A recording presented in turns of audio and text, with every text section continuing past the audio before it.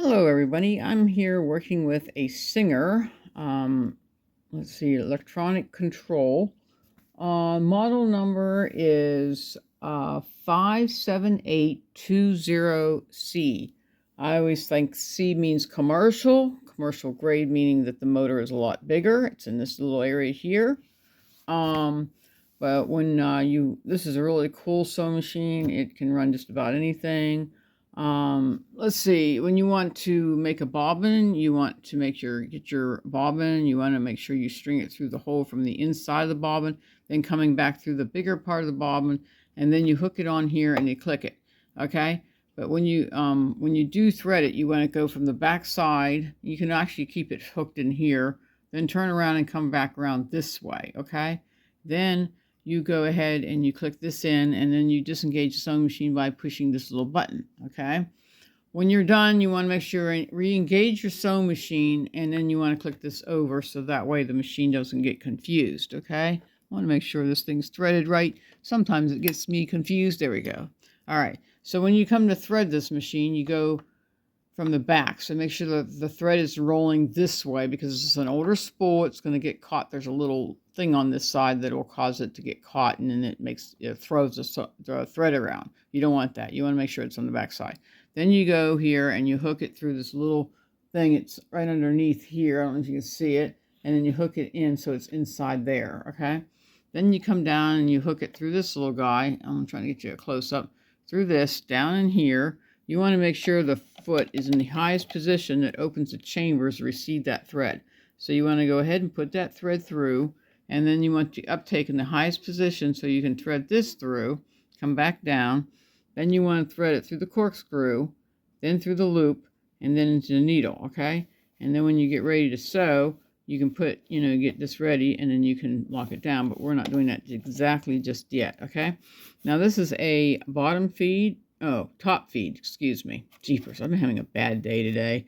And that means it's called a drop-in. You want to take and you put your thread through this little guy here, slide it down this way, and make sure it clicks into there. It's just like if it's bottom feed and you have the actual thing in your hand. This one clicks and it's a drop-in, so you click it in, and then you slide this back. Now this thing is driving me nuts. I don't know what's wrong with it, but somehow it keeps coming undone. That is annoying. I have to try to figure out how I can get that, stop doing that. Anyway, then when you want to go ahead and proceed on, you want to put this down like this, okay? Now, I have adjusted it, but I played with it so I could show you how to adjust it correctly, okay?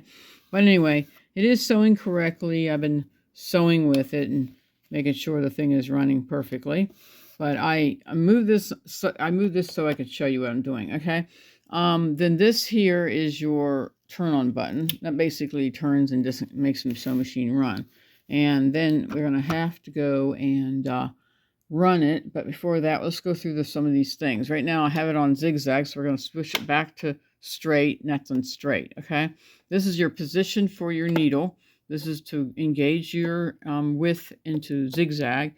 This is to show you can do straight stitch. If you want to do the buttonholes are right down in here, and I didn't really bother with that. This is your reverse by pushing it.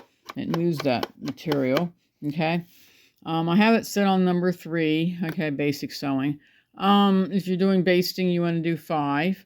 If you're going to just do basic sewing, I always say 3. Sometimes you can get away with 4, but 3 is the best. Okay, so it's adjusted to 3. Now this is your positive and negative, where you need to turn this, but I'm not going to mess with that. That's, to me, it's crazy. Anyway, let's see what's going on. I'm going to run it a little bit so you guys can hear. I'm trying to think of anything else I need to tell you about, but I think I went through it all.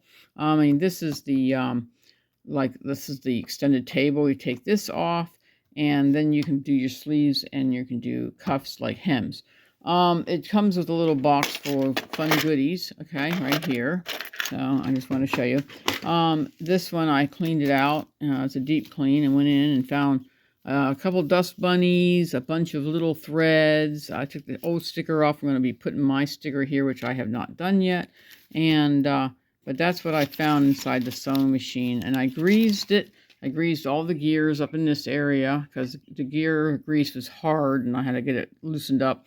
And then I oiled it where it needed to be oiled. Everywhere else it didn't need oiled, I didn't bother. Okay, so now we're going to go and continue. We're going to go ahead and sew. Okay, now when you are sewing and you want to adjust this, okay, I had it sewing perfectly with all the different size zigzags and everything. So, but we're going to do adjustment. So in case you want to move this, okay, so it's only a 2 thin ply, okay, and you want to adjust it. So normally I had it running right on 4, between 4 and 3. Okay, so what you do is you put your needle in the highest position. That's where your uptake's right here. So it means that the needle's in the highest position, the foot down, and then you proceed to turn your attention. Okay, let's try, well, it was between 3 and 4 is where I had it. Okay, then when you get ready to sew, then you go ahead and sew. And then you turn it, make sure, and there's your top thread. Top thread means bottom tension, and bottom tension is underneath. There we go, looks like it's sewing great. And that's the top. I mean, this is the, looks like top, but it's really the bottom. It's the opposite. Everything's on the opposite in this machine, okay? All right, now we're going to go back and we're going to slide this over. Now, when you have this uptake, it makes the material slide better, so you can get it to where you want, what position you want it in. Then you can put it down, okay? Oh, let's see if we keep going here. We're going to do some more. And then you want to take your reverse button by pushing it in, and it will reverse. It goes forward again. But the machine's working great, you know, and it's, you know, I had it fully clean, deep clean, make sure everything's working. Okay, there we go. Now you can still see it's still working really good. Yep. Now, if you're going to use like interfacing, stabilizer, whatever, you know, like this one here, this is knit. It's on stabilizer, and you do a zigzag, it'll drop the stitch, meaning it's not tight enough because you got, you know, knit and stabilizer together. It acts like denim. So you want to move this up to a 5, but you want to make sure that needle's in the highest position and the foot is down. So before you move this, okay? I did denim. Here's denim, and here's the top, and this is the bottom. And you can see where it starts to drop it. And it did the same thing with me starting out when I was sewing it. So you can see the little beveling going on. That means the bottom needs to be adjusted. So I adjusted this to 5, and then after that I start taking hold because that's only a 2 ply. Now the thicker the ply, the more tension you're going to need, okay? The thinner the ply, the less. Now if you're doing really, really lightweight material, like 1 layer and it's just folding it over, then you probably need to readjust this tension right here to make sure it sews correctly. But those what I did, so she could see. I'm going to give these to her so she could see I had adjusted it, sewing correctly, all of it sewing correctly, even the thin 2 ply to the knit stabilizer and to the regular denim. Now I didn't, you know, do the like doubling it up and everything like that. And if you're going to do denim and you're going to do hems, you need a heavier needle, like a 20 or an 18 would be really good on these machines.